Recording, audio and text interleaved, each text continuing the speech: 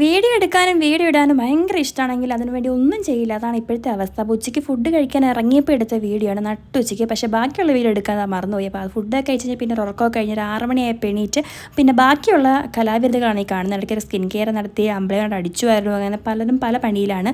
അതിനിടയ്ക്ക് നമ്മൾ ഫുഡ് ഉണ്ടാക്കുന്ന പരിപാടി നോക്കുന്നുണ്ട്. ചോറായിട്ടുണ്ട്, സോയാബോൾ തോരനായിട്ടുണ്ട്. അപ്പോൾ കൂടെ വൻപയർ മെഴുക്കുവരട്ടിയും കൂടെ ആകാമെന്ന് വിചാരിച്ചു. അങ്ങനെ വൻപയർ മെഴുക്കുവരട്ടി ആക്കി. പിന്നെ ഷടപെടി ഇതൊന്ന് പോയി കുളിച്ചിട്ട് വന്നു. ഇപ്പോൾ കുളിച്ചിട്ട് വന്നാലും വേർത്തൊഴുകുന്ന ആ ഒരു സമയമുള്ള അങ്ങനെ അതൊക്കെ കുളിച്ചിട്ടൊക്കെ വന്നിട്ട് പിന്നെ നമ്മൾ ഇല വെട്ടാൻ പോയി.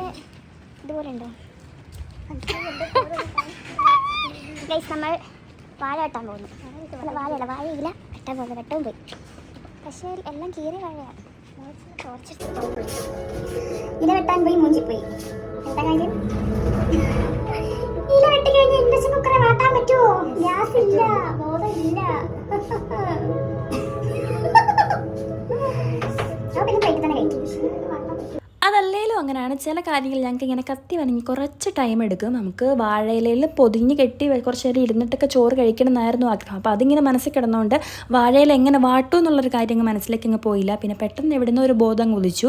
ഇപ്പോൾ രാത്രി ആയിപ്പോയില്ല, രാവിലെ ആയിരുന്നു വെയിലത്തെങ്കിലും ഇട്ട് വാട്ടായിരുന്നു. നമുക്ക് ഗ്യാസിലല്ലോ, ഇൻഡക്ഷൻ കുക്കറിൽ വാട്ടാനും പറ്റില്ല. അപ്പോൾ പിന്നെ നമുക്ക് പ്ലേറ്റ് തന്നെ കഴിക്കുക എന്നുള്ളത് അങ്ങ് വിചാരിച്ചു. പിന്നെ അങ്ങനെ കറികളും തൈരും നമ്മുടെ അച്ചാറും തോരനും വൻപയറും എല്ലാം കൂടെ കൂട്ടിക്കുഴച്ച് ജസ്റ്റിനെ പോയി എല്ലാവർക്കും ഓരോരോ പിടിയായിട്ട് അങ്ങ് വാരിത്തന്നു. പിന്നെ ഞങ്ങൾ അതൊക്കെ കഴിച്ചങ്ങ് തൃപ്തി അടഞ്ഞു. വാഴയിലല്ലെങ്കിലും ഞങ്ങൾ ഉണ്ടാക്കിയ ഫുഡ് ആയതുകൊണ്ട് പറയല്ല, മോശമൊന്നുമല്ലായിരുന്നു.